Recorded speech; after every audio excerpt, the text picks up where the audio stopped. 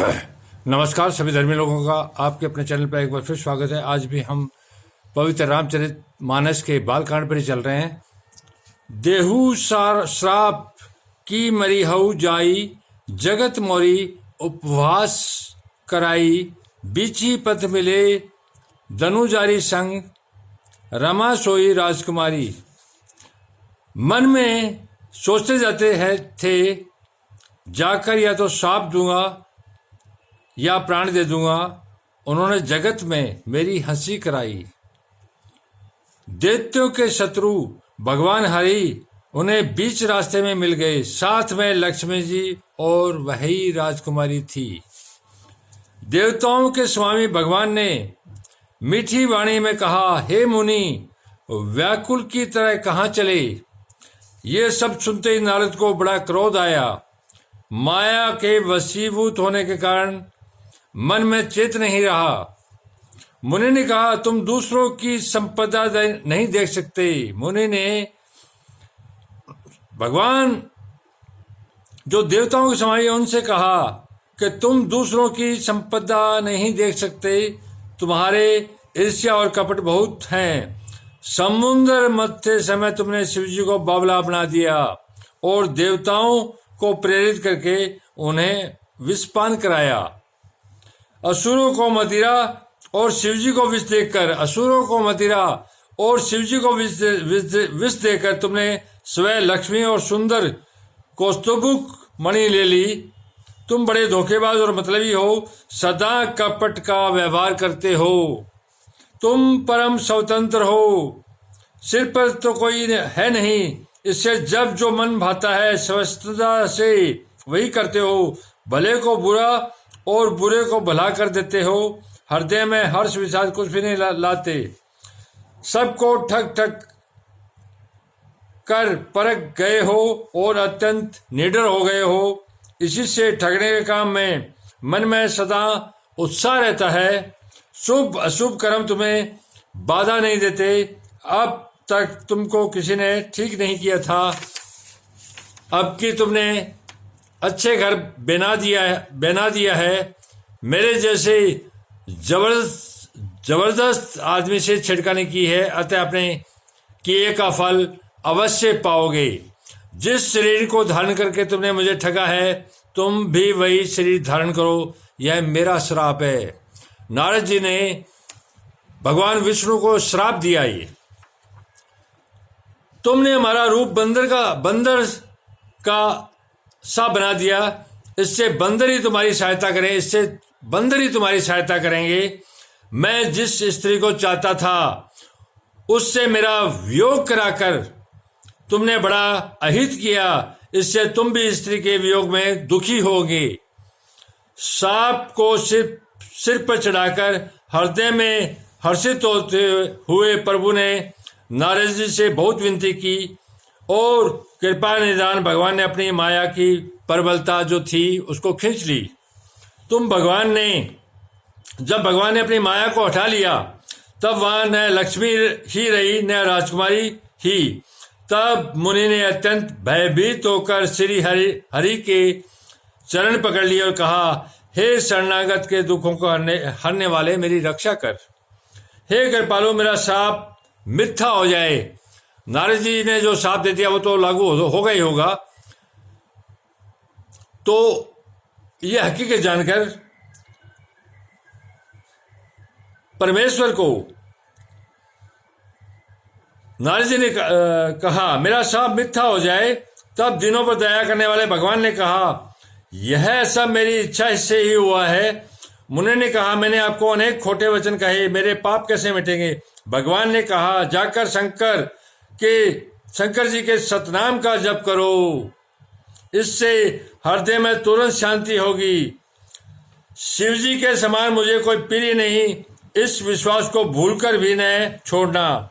हे मुनि, पुरारी शिव जी जिस पर कृपा नहीं करते वह मेरी भक्ति नहीं पाता।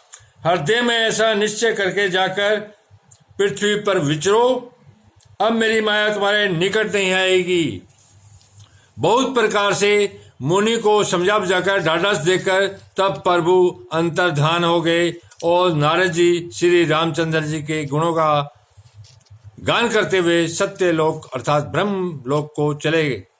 शिव जी के गणों ने जब मुनि को मोह रहित और मन में बहुत प्रसन्न होकर मार्ग में जाते हुए देखा तब वे अत्यंत भयभीत होकर नारद जी के पास आए और उनके चरण पकड़कर दिन वचन बोले, हे मुनिराज, हम ब्राह्मण नहीं हैं, शिव जी के गण हैं, हमने बड़ा अपराध किया है जिसका फल हमने पा लिया है। हे कृपालु, अब शाप दूर करके कृपा कीजिए। दिनों पर दया करने वाले नारद जी ने कहा, तुम दोनों जाकर राक्षस हो जाओ, तुम्हें महान ऐश्वर्य, तेज और बल की प्राप्ति हो। तुम अपनी भुजाओं के बल से जब सारे विश्व को जीत लोगे तब भगवान विष्णु मनुष्य शरीर धारण करेंगे। युद्ध में श्री हरि के हाथ से तुम्हारी मृत्यु होगी जिससे तुम मुक्त हो जाओगे और फिर संसार में जन्म नहीं लोगे। वे दोनों मुनि के चरणों में सिर नवाकर चले और समय पाकर राक्षस हुए। देवताओं को प्रसन्न करने वाले, सज्जनों को सुख देने वाले और पृथ्वी का भार हरण करने वाले भगवान ने एक कल्प में इसी कारण मनुष्य का अवतार लिया था। इस पर भगवान के अनेकों सुंदर, सुखदायक और अलौकिक जन्म और कर्म है। प्रत्येक कल्प में जब जब भगवान अवतार लेते हैं और नाना प्रकार की सुंदर लीलाएं करते हैं तब तब मुनीश्वरों के परम पवित्र काव्य रचना करके उनकी कथाओं का गान किया है और भांति भांति के अनुपम प्रसंगों का वर्णन किया है जिनको सुनकर समझदार विवेकी लोग आश्चर्य नहीं करते। श्री हरि अनंत है, उनका कोई पार नहीं पा सकता और उनकी कथा भी अनंत है। सब संत लोग उसे बहुत प्रकार से कहते और सुनते हैं। श्री रामचंद्र जी के सुंदर चरित्र करोड़ों कल्पों में गाए नहीं जा सकते। शिव जी कहते हैं कि हे पार्वती, मैंने यह बतलाने के लिए इस प्रसंग को कहा कि ज्ञानी मुनि भी भगवान की माया से मोहित हो जाते हैं। प्रभु कौतुकी लीला में है और शरणागत का हित करने वाले हैं। वे सेवा करने में बहुत सुलभ और सब दुखों के हरने वाले हैं। देवता, मनुष्य और मुनियों में ऐसा कोई नहीं जिसे भगवान की महान बलवती माया मोहित न कर दे। मन में ऐसा विचार कर उस महामाया के स्वामी प्रेरक श्री भगवान का भजन करना चाहिए।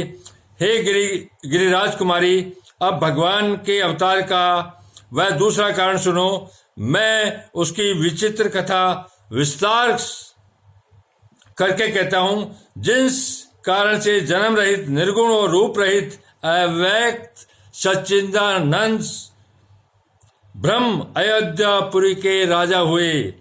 जिन प्रभु श्री रामचंद्र जी को तुमने भाई लक्ष्मण के साथ मुनियों का वेश धारण किए वन में फिरते देखा था, हे भवानी, जिनके चरित्र देखकर सती के शरीर में तुम जैसी बावड़ी हो गई थी कि अब भी तुम्हारे उस बावलेपन की छाया नहीं मिटती। उन्हीं के ब्रह्म रूपी रोग के हरण करने वाले चरित्र को सुनो। उस अवतार में भगवान ने जो जो लीला की वह सब मैं अपनी बुद्धि के अनुसार तुम्हें कहूंगा। धन्यवाद। आप अपने इस चैनल पर इसी प्रकार बने रहिए। मैं अब रामायण पर चल रहा हूं और रामायण का बालकांड ही चल रहा है, पहला कांड, और जब तक संपूर्ण रामायण समाप्त नहीं हो जाएगी मैं किसी अन्य धर्म ग्रंथ का प्रवचन नहीं दूंगा। इसी पर चलता रहूंगा। ये पूरा होने के बाद लगातार जीवन भर एक परमात्मा का ज्ञान, चाहे वो बाइबल हो, कुरान हो, गीता हो, रामायण हो, गुरु ग्रंथ साहिब हो, जैन धर्म ग्रंथ हो, तौरात हो, इंजिल हो, कोई भी जैसे जैसे मुझे प्राप्त होगा वो एक पवित्र परमात्मा का पवित्र ज्ञान ही है। इनमें फर्क न समझे। परमात्मा एक है तो धर्म भी एक है। मैं आप लोगों को इसी पर चलता रहूंगा। धन्यवाद। शुभ रात्रि। कल फिर मिलेंगे।